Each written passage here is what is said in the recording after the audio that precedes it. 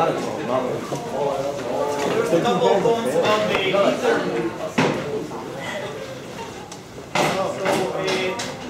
So there were some typos in the scores. So the correct scores for each question and each part of questions are here. And the total should be 50, and the markers did graded out of the correct scores. It's just the ones that are printed there sometimes differ by 1 or 2 points. But overall it should be fine. Another point,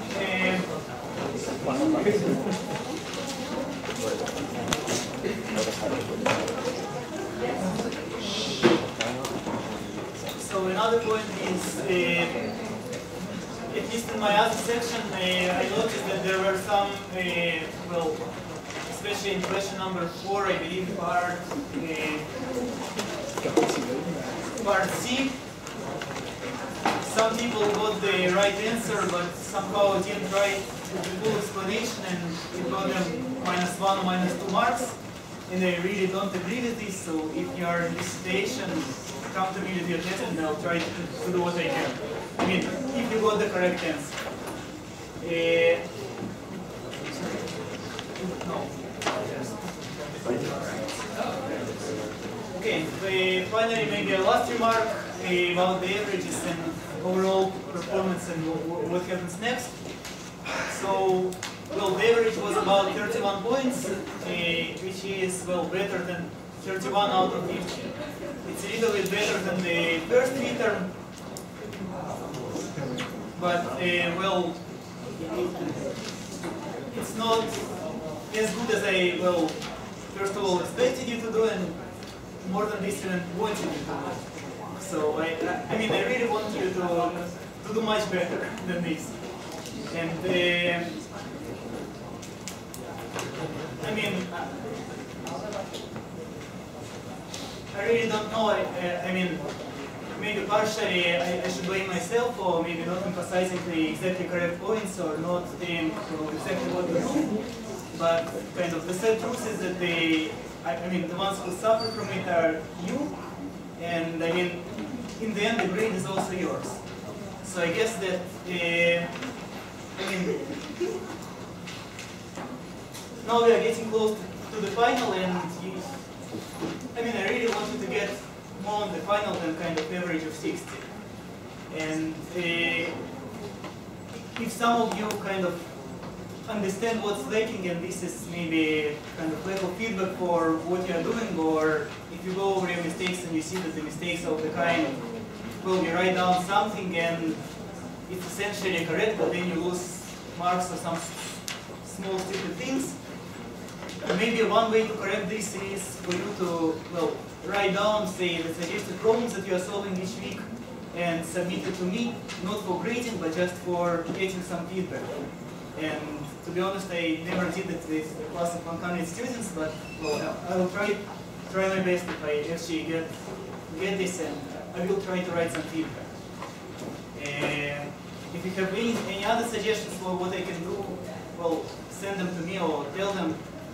I mean, I am here to help, and I want to help you, but, well, unfortunately I can't really come to you and make you work on suggested problems, or come and, well, start asking why do you do this thing and why do you do that thing. You should come to me and ask for feedback.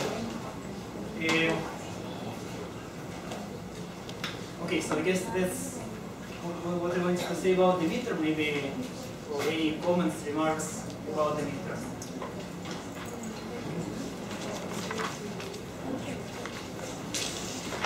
Okay,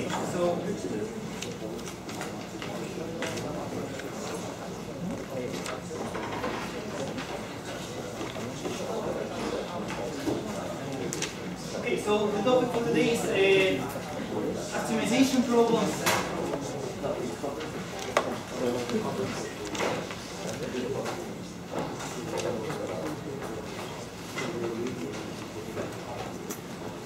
Guys, it's really hard to be too loud.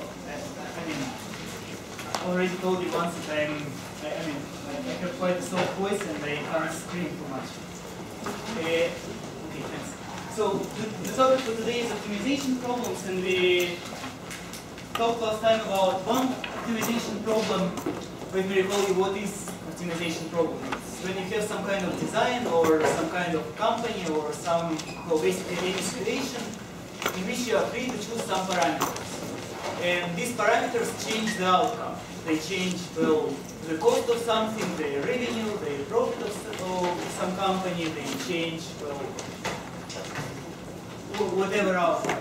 And the question is, you want to optimize the outcome, what kind of parameters should be chosen? And today I wanted to start with a problem which is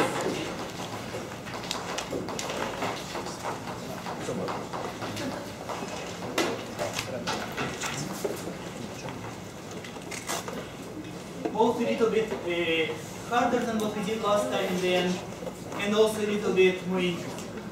So the problem is as follows.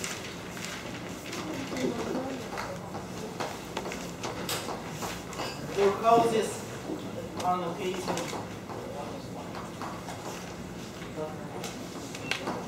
at vertices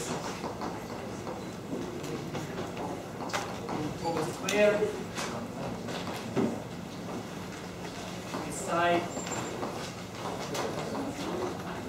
one parameter. It was suggested to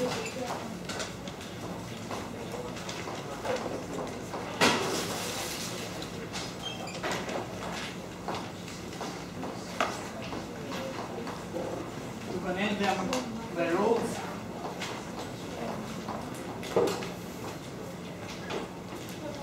in the following way.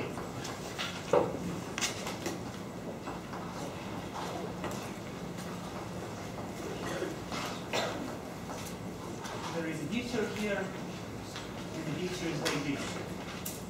So this line is exactly in the middle.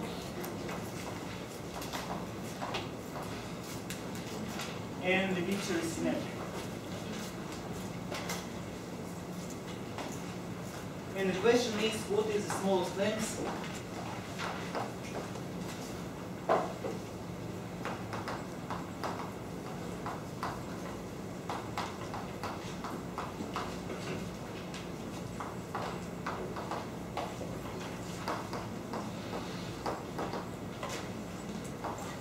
of the roads?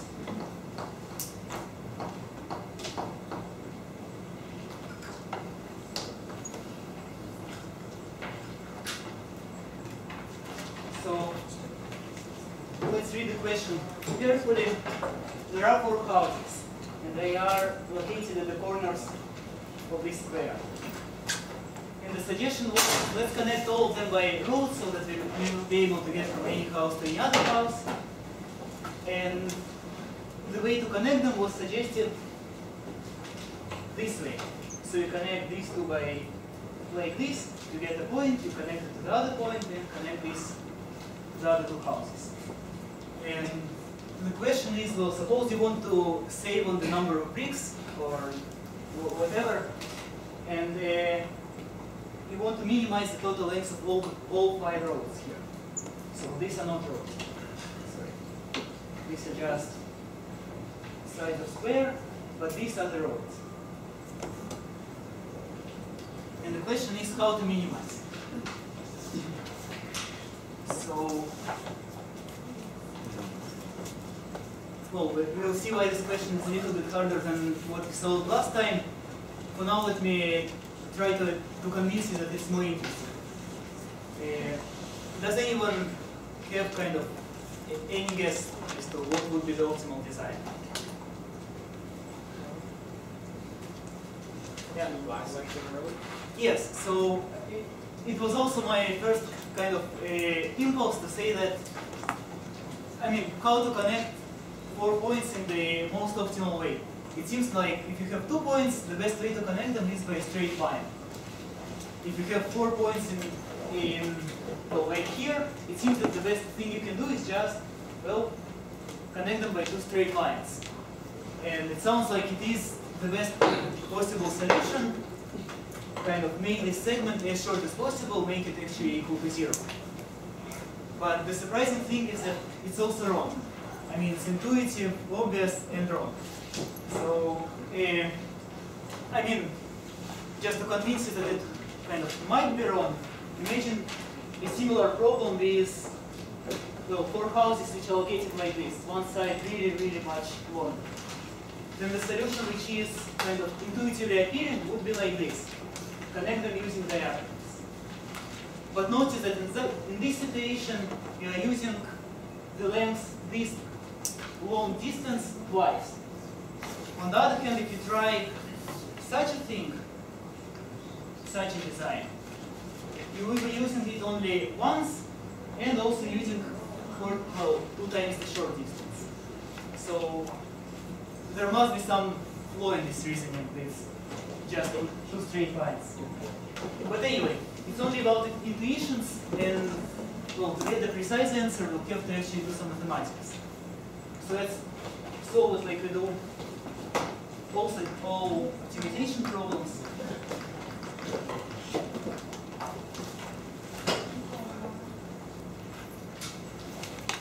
Okay, so let me draw this picture once again.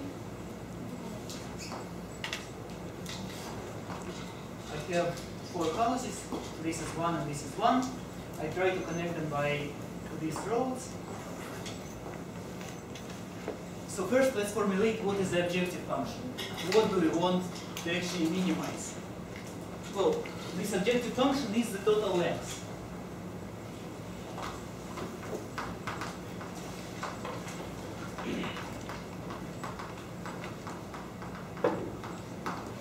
Well, that's length. Let's call it L. And let's also write it in terms of some parameters which we, well, over which we have some control. And well, one obvious thing to do is let's call this length x, and then let's say this length y.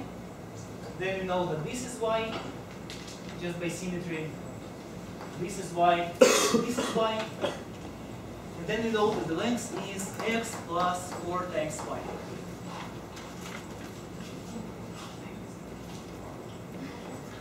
So you have this objective function, and it depends on 2 parameters. Maybe let me write it also explicitly. We have 2 parameters, the x and y. Next thing to realize is these 2 parameters are not free. What do I mean not free? Well, if you give me just random numbers, x and y, they will not correspond to such a design. They most probably will be, well, will not correspond to such a design. The reason is, if for example you tell me what is x, I will be able to tell you what is y. I mean, maybe not immediately, but I should be able to tell you what is y. What I mean. So if you tell me that the length of x is, say, that much, then there is only one way to place it exactly in the middle like this, and then you can pass only one segment like this, y and y. So if you know the length of x, the length of y is automatically determined for you. So that's the first part of realization. The second one will involve actual formula. Given x, how to find y, or what is the relation which holds between x and y. So how, given x, to find y, or how to write some relation between x and y. Yes. So if you try, let's say, in this triangle, to draw the height, to continue this segment like this, so that this will be 90 degrees, then what happens? We know that this length is 1/2. So this length must be by Pythagoras theorem. Square root of y squared minus 1/2 squared.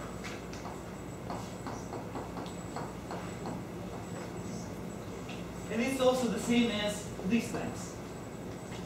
Once again by symmetry. And now I have some relation. X plus this segment should be equal to 1. The total length of this side. So let me write this. X plus 2 times square root of y squared minus 1/4 is 1.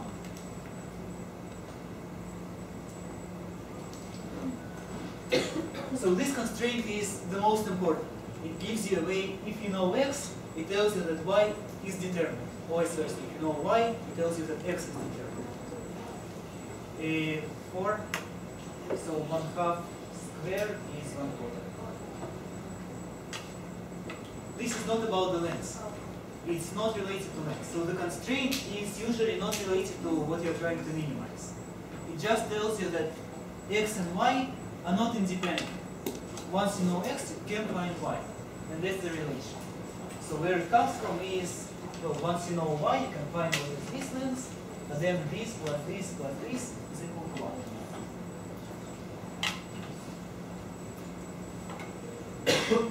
Okay, but there are also some other constraints. Maybe the most important are, well, what kind of constraints I'm talking about. So this is about equality, but suppose I get some answer, x and y. Will any answer be okay for me? Well, obviously no. If I get an answer which is x is equal to -5, obviously it's wrong. X stands for length. It must be negative. So I must have x which is positive. I also must have y which is obviously positive. It's also a length. Perhaps I can say even a little bit more about y. If I think kind of harder, I can say that y is greater than 1/2.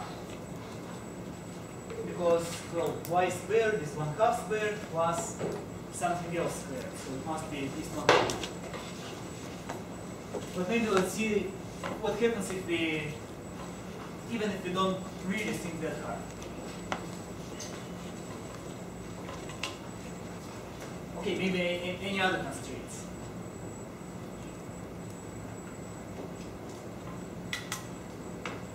Okay, so let's try to solve the problem as if those are the only constraints. We'll see, well, it might happen that we will get some point which, I mean, we might get some answer which will give us unreasonable design, but then we'll probably see it once we try to think about this answer. Okay, so here we formulate the constraints. Next part. I want to minimize this function L, but this function L is a function of 2 parameters. And unfortunately, in this course, we only know how to minimize a function of 1 parameter. So the idea is to express all the parameters instead in terms of just one of them. And for this, I'll use the constraint. So express y in terms of x.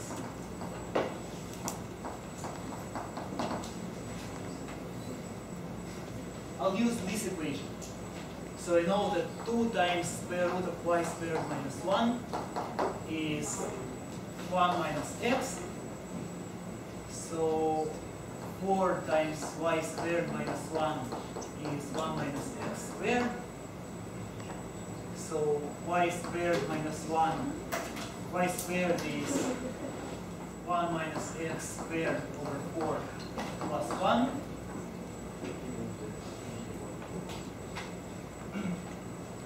Y is square root of 1 minus x squared over 4 plus 1.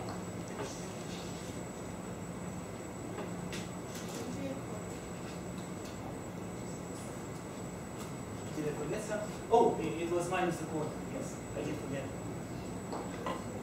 Quite a bit. Quarter from here. X. So it should be y squared is equal to 1/4 plus 1 minus x squared over 4. So it should be just 1 plus 1 minus x squared over 4. And then y is square root of 1 plus 1 minus x squared over square root of 4, which is 2.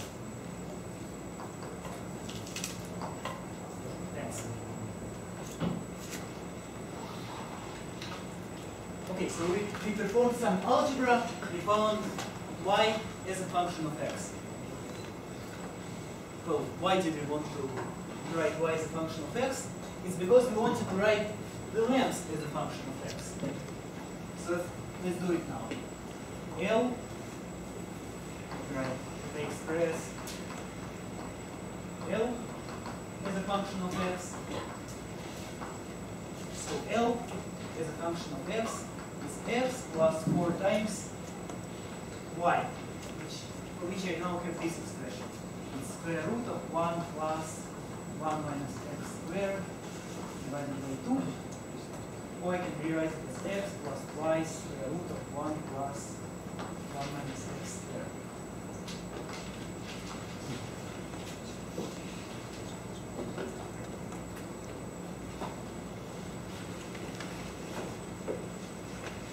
Okay, so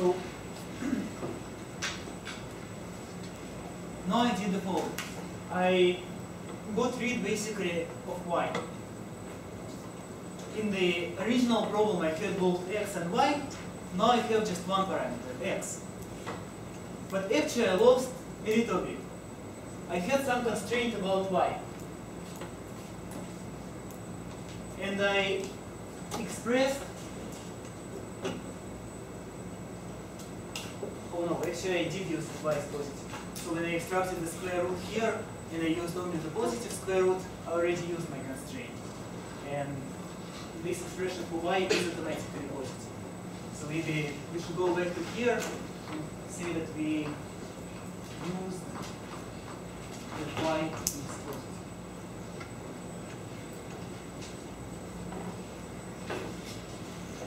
Okay, good. So we found this expression for L as a function of x. Next part,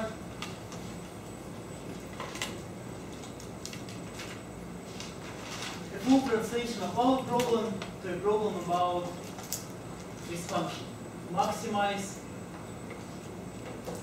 Minimize L of x, which is this function, x plus 2 times square root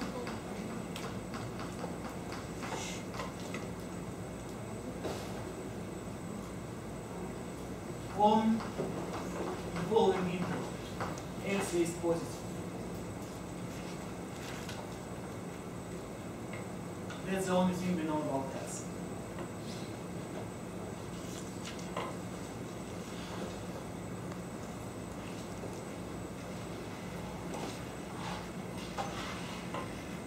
Okay, so continue here.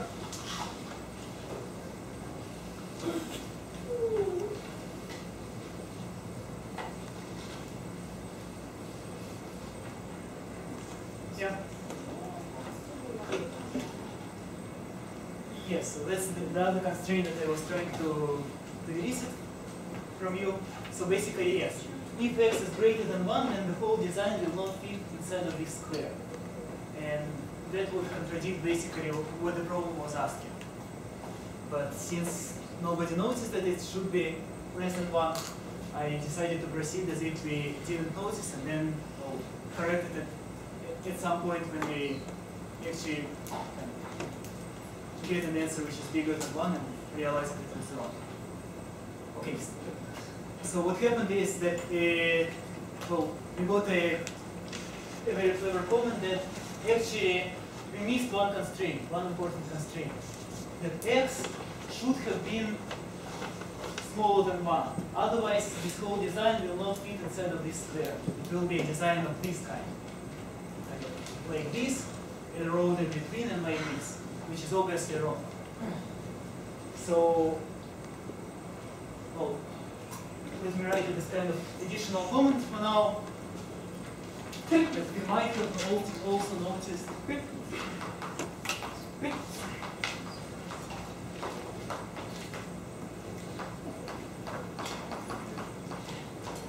the additional constraint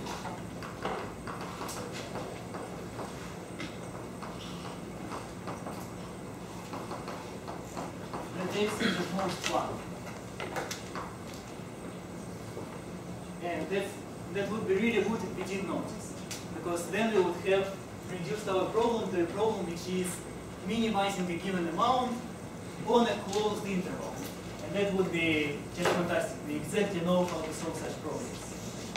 But even if we didn't notice this constraint, we'll see that eventually the problem will lead us to noticing it. So for now, I'll proceed as if we did not notice it. Sorry? Well, if it's equal to 1, then you get this design. Two straight lines like this and a road in between. Kind of more or less fits in the square. Okay, so let's now go back to this problem, minimizing the quantity when x is positive. So I want to take this quantity, find the derivative. L prime of x is 1 plus 2 times derivative of square root is 1 over 2 times square root.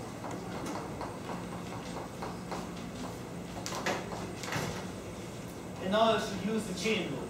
Derivative of the argument of square root is, well, derivative of this 1 minus x squared is 2 times 1 minus x, and multiplied by derivative of 1 minus x, which is minus 1. So I get that this is 1 minus 1 minus x over square root of 1 plus 1 minus x squared. And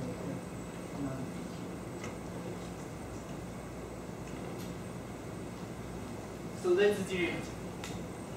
Next I want to find the critical points. I know that critical points happen when derivative either doesn't exist or is equal to 0. So first thing to notice, is there some value of x which derivative doesn't exist? Well, I look at this expression, I see two possible reasons why it might not exist. Square root only is defined when its argument is positive, and you cannot divide by 0. But both seem to be okay.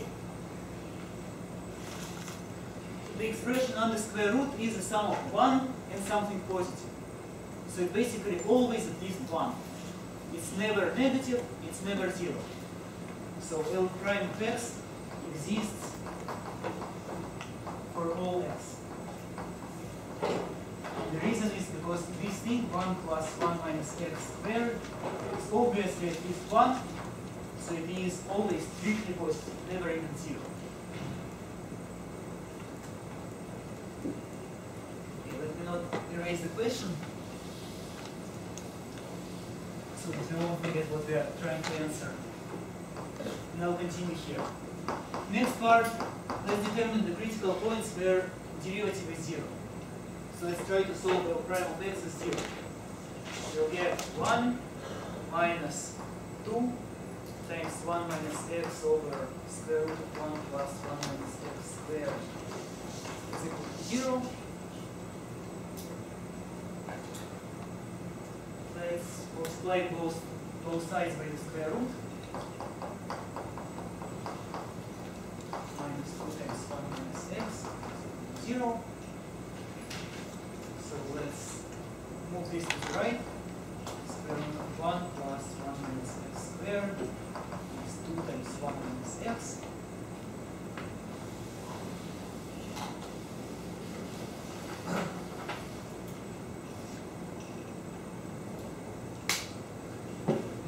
Here, I square both sides. 1 plus 1 minus x squared is 4 times 1 minus x squared. So 1 is 3 times 1 minus x squared. So 1/3 is 1 minus x squared. So 1 minus x is plus or minus square root of 1 over square root of 3. So x is basically 1 minus or plus 1 over square root of 3.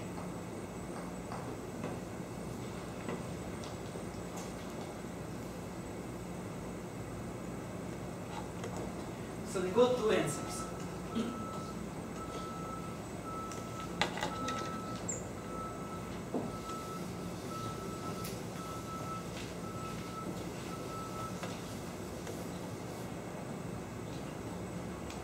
So we got the two constraints, the two answers, two critical points.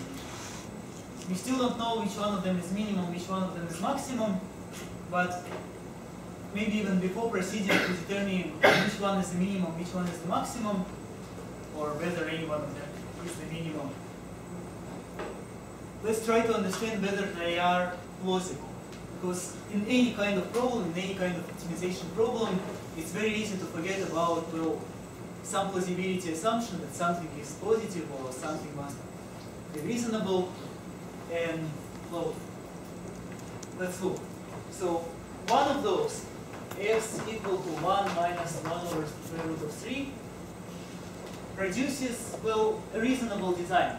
This number is kind of, it's smaller than 1, it is bigger than 0, actually it's tricky in between, and it produces some kind of design like this.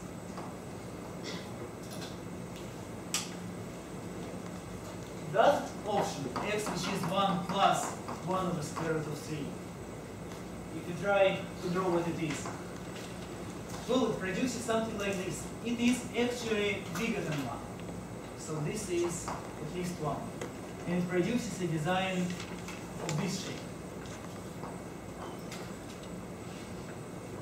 So even if we didn't notice it before this, even if we didn't notice that x should have been smaller than 1, at this point we must notice it. So now we will introduce, well, we will recall and the additional constraint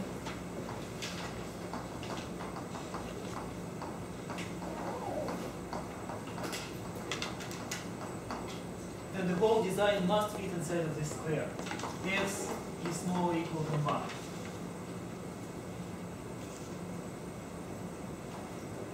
So it's always a good idea, once you get some answers, to try to ask yourself, are the answers reasonable? I mean, the most obvious thing is, if a length is negative, it's not reasonable, but sometimes it's more subtle, something like this. So do try to imagine what your answer will look like. Okay, so now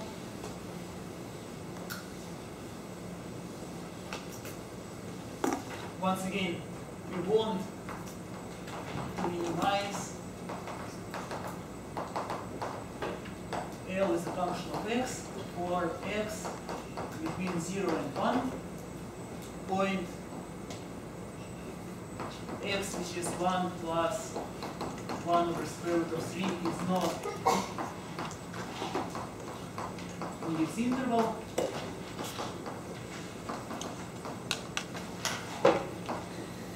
X, which is 1 minus 1 over square root of 3, is the only critical point.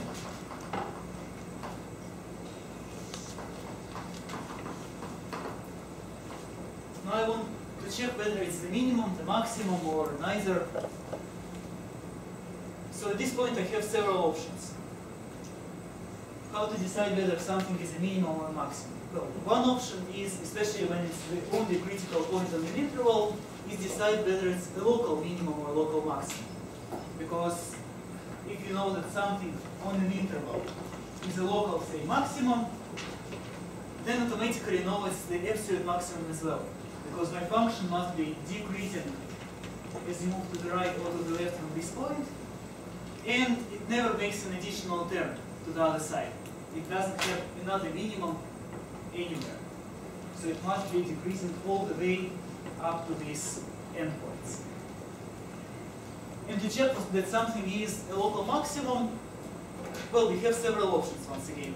One option is compute the second derivative and check that it's negative for maximum C.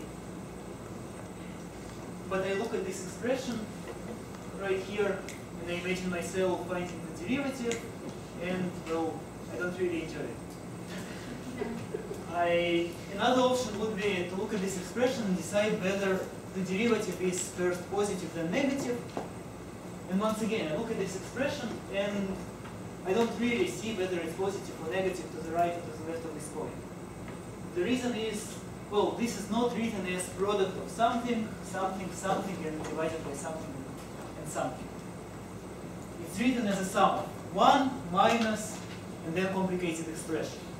And I really have no idea whether it's bigger than 0 or smaller than 0 as you move a little bit to the right or to the left. And finally, there is one more option. Just take, we know that a continuous function must have some minimum and some maximum on a closed interval. So let's just take, well, if this minimum or maximum is inside of the interval, it must be at a critical point here. The other alternative, it will be at the endpoint. So let's just check. Let's compare the values at the endpoints and at the critical points. So we'll compare values of L at x equal to 0, x equal to 1, and x equal to 1 minus 1 over square root of 3. And this task doesn't seem, well, as complicated as the other options.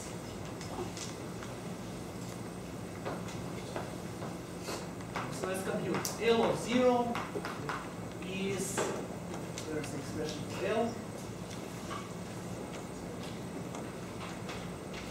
So I should recall what is L. L of x was x plus y square root of 1 plus 1 minus x squared. So L of 0 is 0 plus 2 times square root of 2. L of 1 is 1 plus 2 times square root of 1. So it will be a total of 3. And finally, the complicated part of this is this 1 minus 1 over square root of 3. If you plug into this expression, you get 1 minus 1 over square root of 3 plus 2 times the root of 1 plus 1 minus x is 1 over square root of 3, so it's 1 third. So it's 1 minus 1 over square root of 3 plus 2 times square root of 4 thirds, which is 1 minus 1 over square root of 3 plus 4 over square root of 3, which is 1 plus 3 over square root of 3, which is 1 plus square root of 3. Okay, so this part was a little bit complicated, but basically it's just arithmetic. Open the brackets, square everything, take out of the square root everything you can, and well, you get 1 plus square root of 3.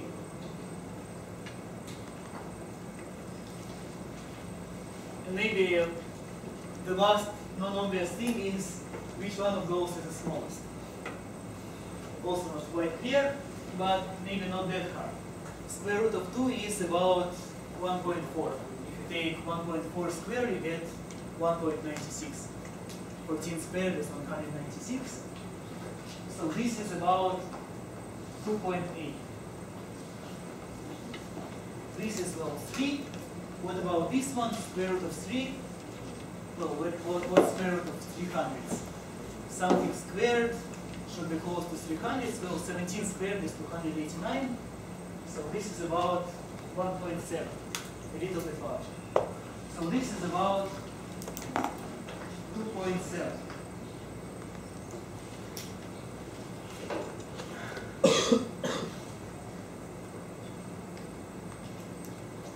So now we look at these expressions and we see that actually both of these are larger than this one.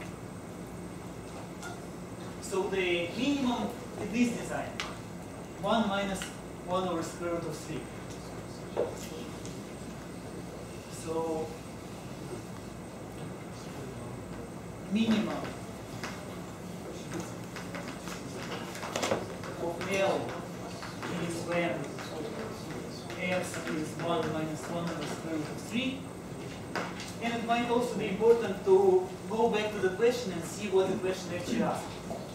In this case, what is the smallest total length? So it's not about the value of x, which after all was just a parameter. It's about the length. So the smallest length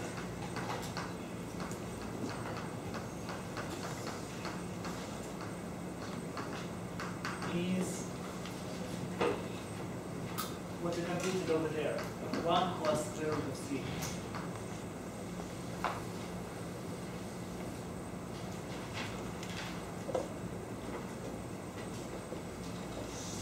So basically now we are done with this problem. We got the answer, we have justification why it is minimum. Maybe a small comment. Right here, when we were comparing this value L of 0, L of 1, and L of 1 minus square root of 1/3, what we were actually doing is comparing the following designs. What is x equal to 0? It's the obvious intuitive design like this. No x at all. Here we try to compute such a design. X is equal to 1. X is equal to 1, and we are using such a design. Here we are using this design. And finally here we are using something in between. Well, I can't draw this too precisely,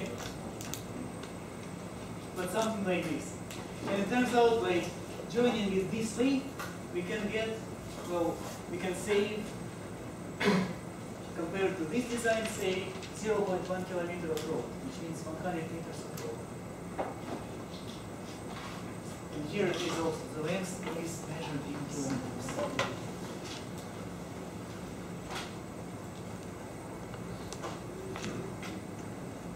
Okay, so maybe any questions about this?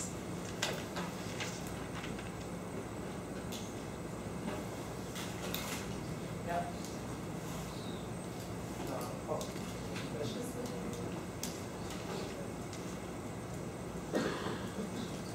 Maybe just a small comment about this. It looks like it is kind of artificial problem that arises from, from basically nowhere, who designs roads in this funny way.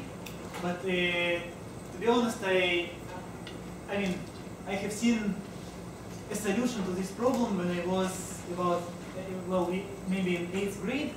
Of course, not this kind of solution, not with derivative and so on, but I actually witnessed with my own eyes the minimum of this function in this case. And let me explain you how it was possible. So what happened is, I had the following toy. Two glass plates, and 4 vertical bars made out of metal. So basically, 2 plates like this and 4 bars. And they had, well, a bath filled with soap water.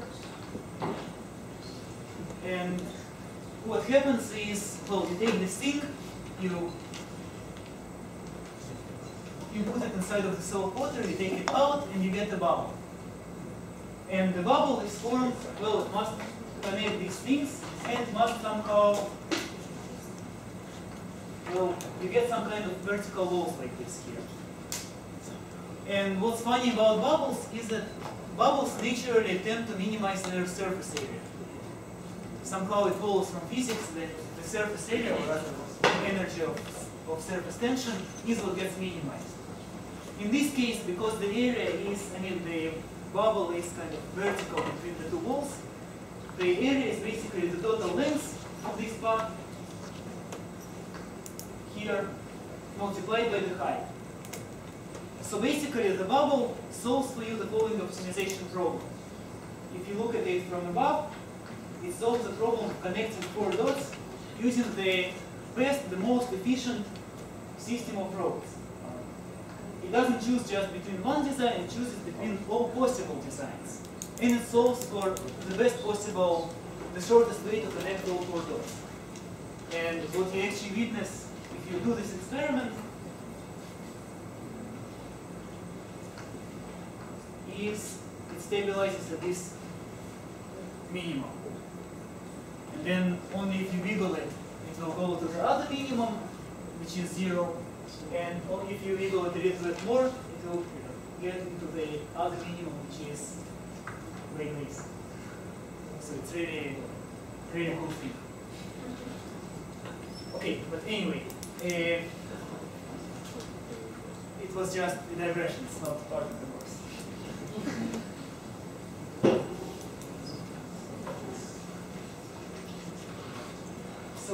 vector optimization problems, let me just summarize what kind of steps do you make when you're trying to solve an optimization problem.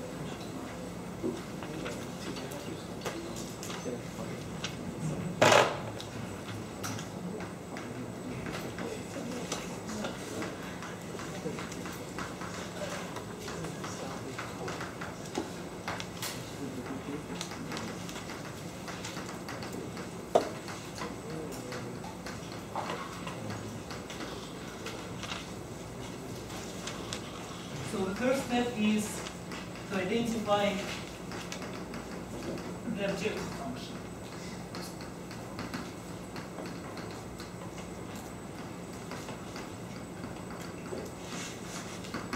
The objective function is just the function that we are trying to minimize or maximize. This step is usually quite easy. Just look at what's being asked.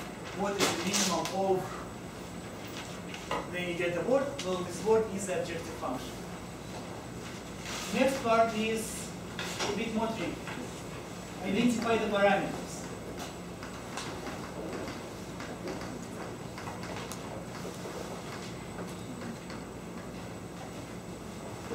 X, Y, Z, maybe some other parameters, such that the function is a function of those parameters. So basically express this function, the objective function, as a function of some parameters which you can try to change. And here you have usually some freedom. You can give one name to one parameter or to another one. I mean, we had some choice. Say, in this problem, we could have chosen to call this as x. We could have chosen to call this as x. I mean, we have some freedom in this step. Next part is usually these parameters will not be independent. So identify the constraints.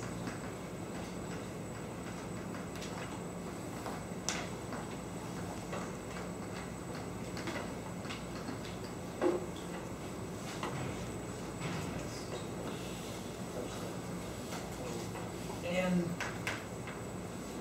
these constraints, they come in two ways. One of them is equalities coming from relations between parameters.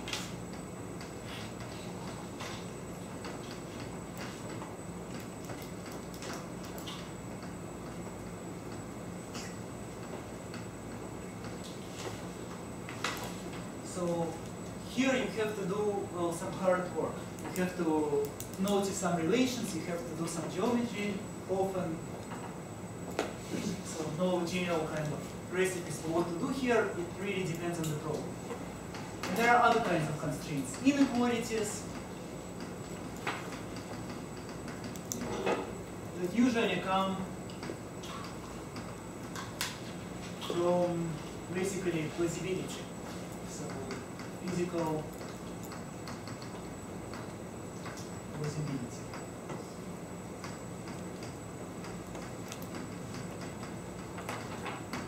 Stuff like, well, you don't want to make a price being negative. You don't want to buy stuff from consumers, say, or you don't want negative volumes, you don't want negative lengths. Sometimes, well, not very often, but sometimes you have other kinds of constraints which are more subtle, which come from geometry of the problem. You have to include those as well. Next step, typically you'll get not just one parameter here.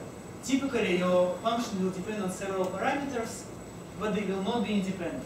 So next step is express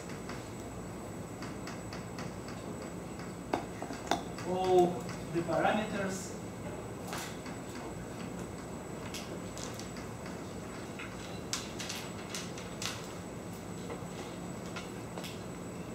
as functions of x. Functions of one of them. Right. Y is a function of x, z is a function of x, and so on.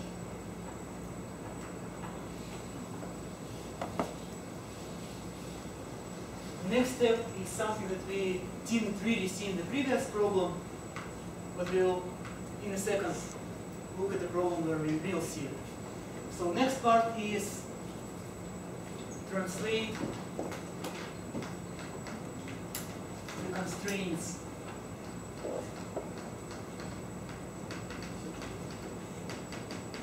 from this step, the inequalities about y, z, and so on, into constraints on x.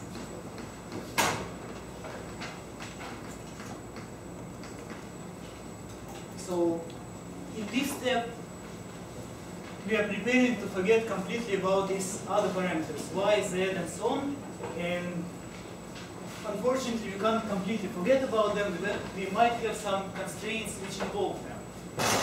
So in this case, we will try to translate them into constraints about x. We'll solve a problem in a second that will highlight this step. And finally, express f as a function of x and minimize or maximize it on an appropriate interval.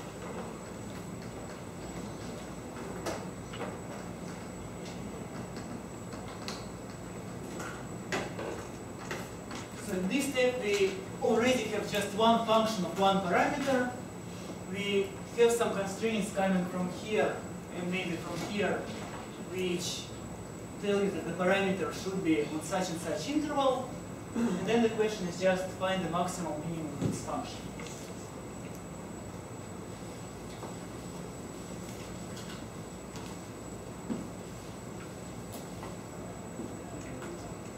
And basically, solution to any optimization problem follows the same outline.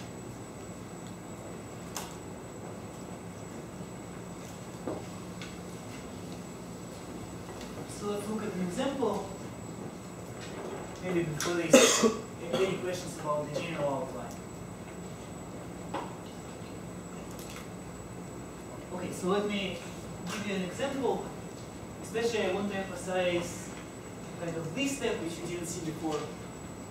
And also we'll see another new feature. So a carpenter wants to make a box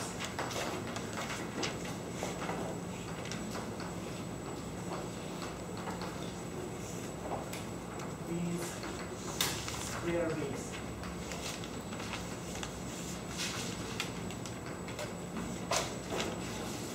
The sides of the box will cost $3 per square meter.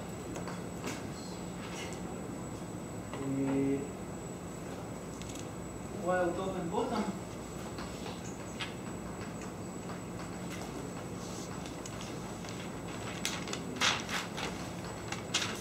will cost $1 per square meter. And the question is find the size of the box with largest volume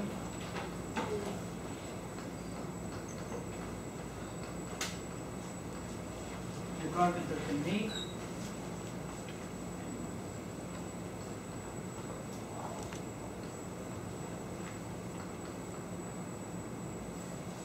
with $8.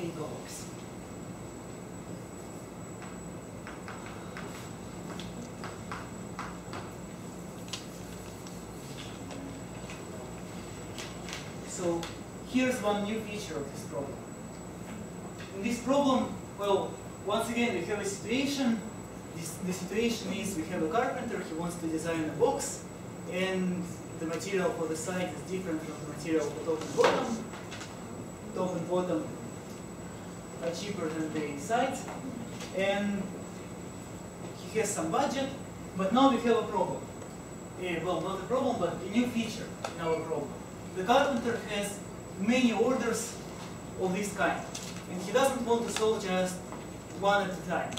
He wants a general formula. If he wants to make a box for $8, what should be the size? So we should regard this $8 as a given number.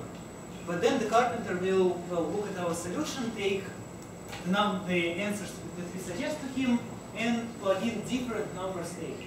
He will use one order of $10, another one of $50.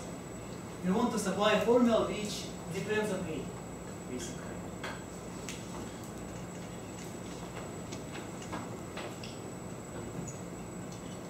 Okay, so first step, well, zero step is understand the question. We basically more or less understood it. We have a box, we have its sides, and we have its cost. We want to maximize the volume. Next part is identify the objective function. Well, so what do we want to minimize and maximize? What is it in this case?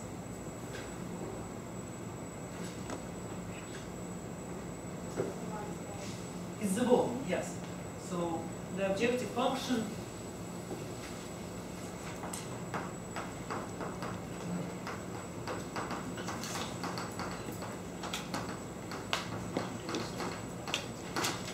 is volume. Let's call it B. And well, let's express it in terms of something that we can change. Well, it's a volume of a box. And we have a formula for the volume of box. If you know the sizes x, y, and z, the volume is x, y, z.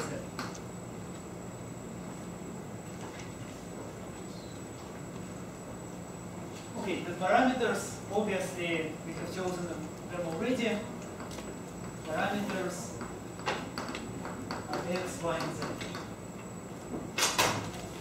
So here is this. We are free to choose the size. Say it again? Sorry. Oh, no? Okay, so we are free to choose these parameters. Next, constraints. So constraints will come from the actual problem. You'll have to look at the problem and see what kind of relations must hold between x, y, and z. Well, we look at the problem. The box should have square base. So actually, we can't choose any x and y. They must be equal. We want a square base. So let's write constraints. X is equal to y. Okay, then we have some description how much the sides will cost, how much the bottom and top will cost. It's not a constraint. Then find the size of the box with largest volume. And then we have the cost is $8. So what is this $8? It seems that it is a constraint. What kind of constraint? Well, let's see. If we know the geometry of the box, if we know what is x, y, and z, we can't choose A arbitrarily. I mean, if we know what is x, y, and z, we know how much the sides will cost, how much the top and bottom will cost. So we should be able to express A in terms of x, y, and z. So there must be a relation between x, y, z, and the total cost. So let's write down what this relation is. So what is the total cost of such a box? Well, the sides will cost $3 per square meter, and the total area of these sides will be, well, the front side has area x times z, this side has area z times y, then the back side is another x times z, and this side is another z times y. So this is the cost of the sides.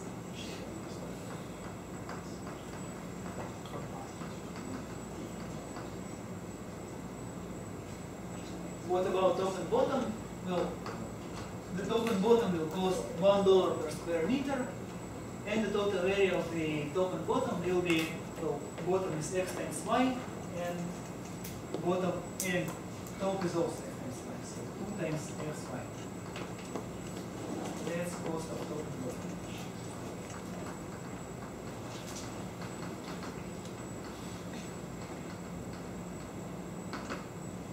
And finally, this is the total cost, which should be A.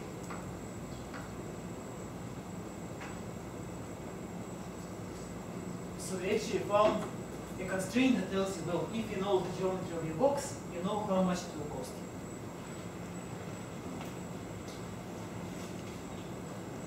Okay, so we did this step.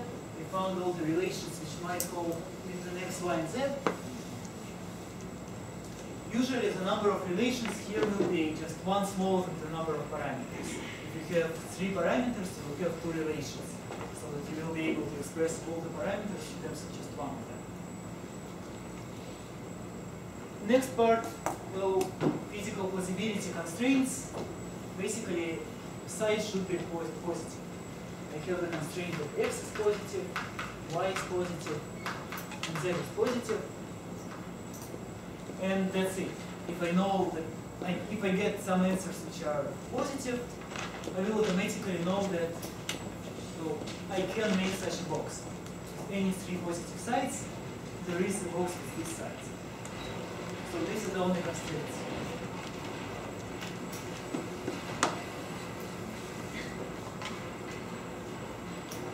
Okay, next step. I want to express the parameters as functions of just one of them.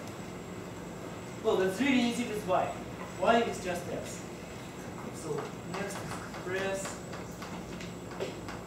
y is a function of x, and z is a function of x. So y is just x. That's very easy. With z, it's a little bit more tricky. You have to use this constraint. So for z, use this constraint. 6 times xz plus zy plus 2xy is equal to a.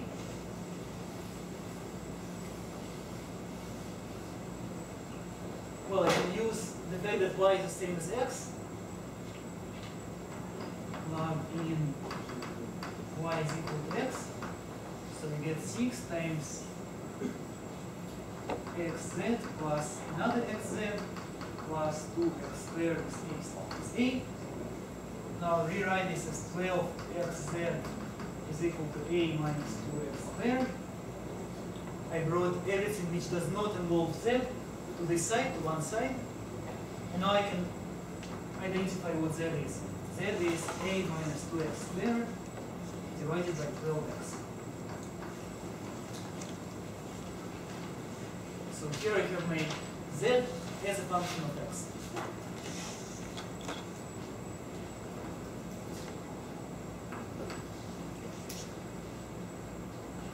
Okay. Now comes a kind of new step. I have these expressions for y and z in terms of x, and I will want to just forget about the y and z altogether. But the problem is I can't. I have some constraints which are phrased in terms of z and y. And I don't want z and y to be involved anymore. So now I come to this step. Translate the constraints into constraints about x. So constraints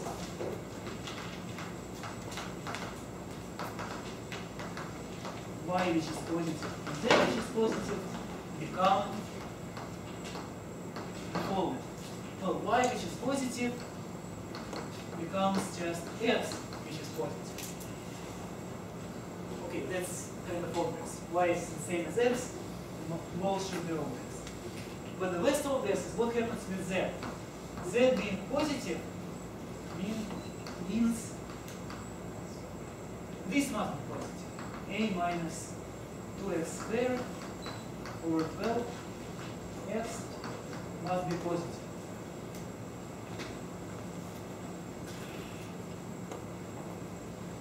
So this obvious constraint about z go translate it into a non-obvious constraint about x. Well, let's rewrite this non-obvious constraint about x in a simpler way. We know that x is positive, so denominator here is positive. For the whole expression to be positive, the numerator must be positive. E,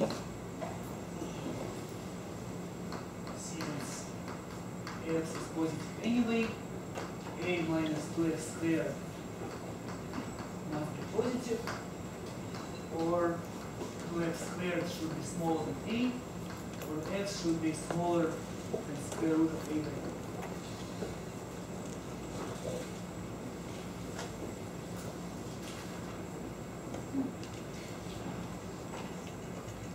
So now the previous constraint that we had about z, that z was non-negative, became really not that obvious constraint about x. It turns out it should be smaller or equal than square root of a over 2, where a is the amount of dollars which you want to spend for the box. It wasn't obvious before we did the algebra. Okay, but now once we translated everything in terms of just one parameter, it's obvious what to do. Now we want to maximize volume, which is now just a function of x, which is x times z is this expression, a minus 2x squared over 12x, on the following interval. X is between 0 and square root of a by 2.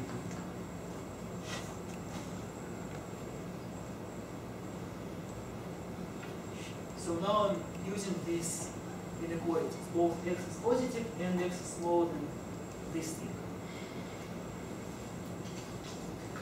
And now I come to a problem which I know how to solve. I'm given a function, I want a continuous function, I want to maximize it on a given interval.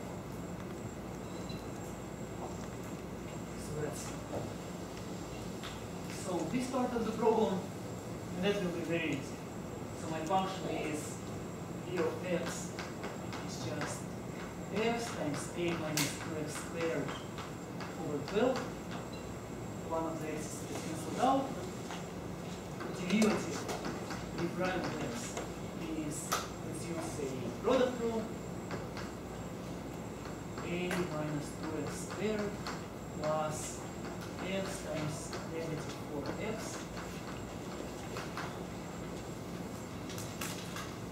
So the derivative is a minus 6x squared divided by 12.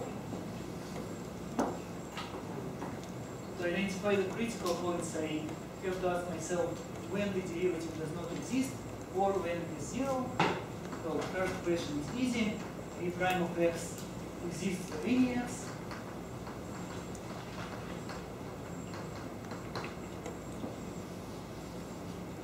V prime of x is equal to 0 for x, which is when x squared is a over 6,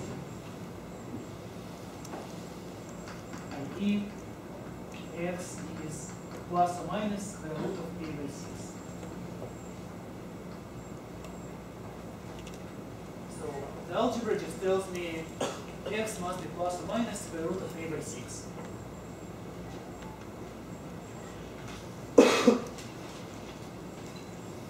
Well, but that's just the algebra. My problem tells me that x must be inside of this interval. So x, which is minus square root of a by 6, doesn't satisfy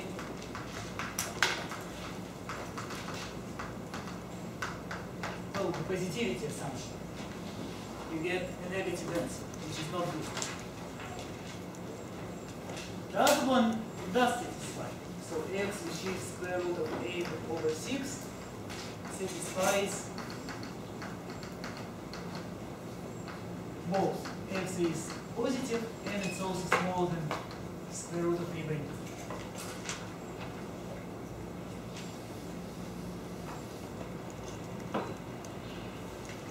Now I want to justify that this point is actually a maximum or a minimum. Or maybe it is, maybe the maximum and minimum is attained on the endpoint. So for this, once again, we have several options. Compute the second derivative, or compare the values at the endpoints, or try to understand what is the sign of this expression. In this case, all three options are quite easy. Let me go with the second derivative. So justification for finding the actual maximum.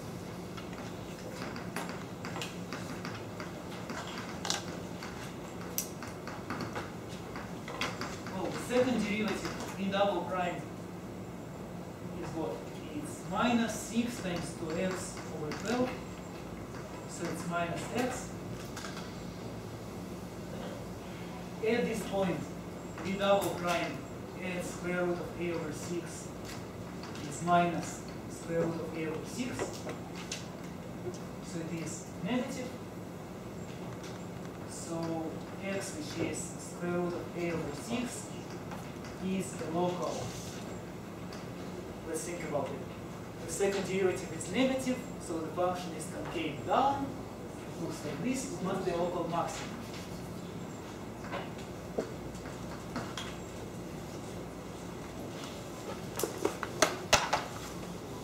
Well, it doesn't tell me for now that it's the absolute maximum, but almost, because it is, yeah.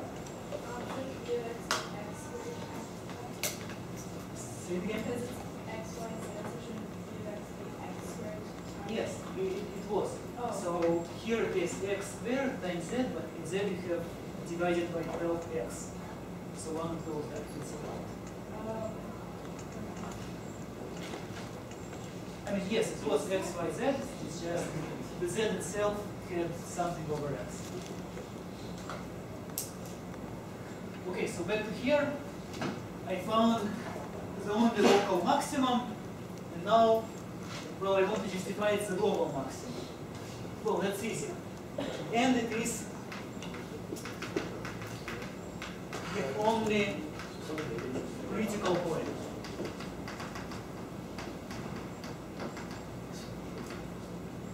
So the function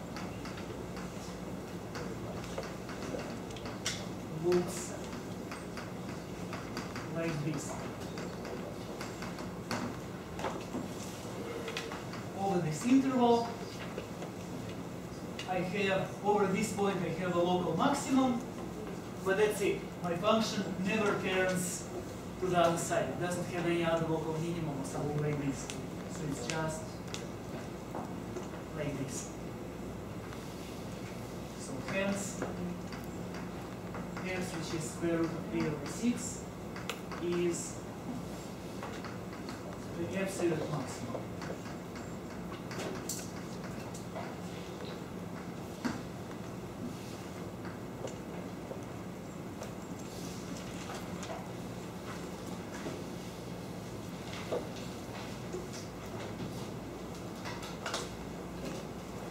Well, finally, even when we get the answer, you must recall what was the question.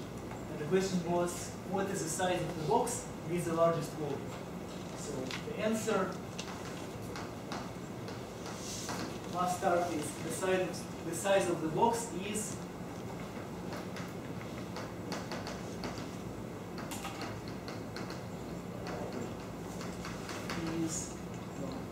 x by y by z with the following values x, y, and z.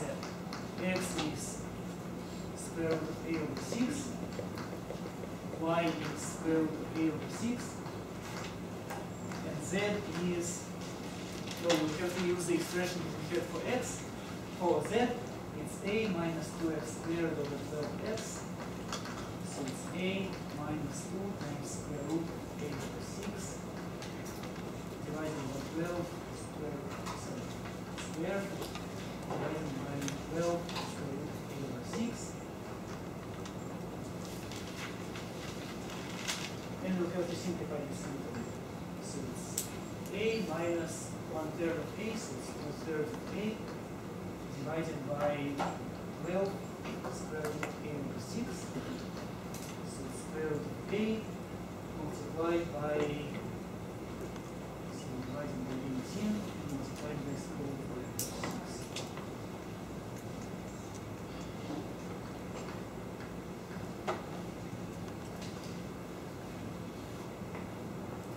Okay, so at least we got, if you look at these numbers, they are reasonable. All three of them are positive. They, well, they all seem to have more or less the same units. I mean, it's kind of strange units because during the whole process we forgot about all the units, so these numbers over 6, they actually, well, they're not just numbers, they have their own units. But still, we got expressions which look more or less the same, so it's reasonable that they might be the answer. Okay, so maybe first questions about this. And what I wanted to emphasize is just, so the kind of the essence of all the optimization problems is start with a word problem, and basically in the end you want to translate it into a problem of this kind. Maximize a given function of one parameter on an interval. And the most complicated part of this problem we are, well, express this function as a function of just one parameter and find the interval for this parameter. And to do this, we have to do all these extra steps. Identify the function and so on. Okay, so see you next time.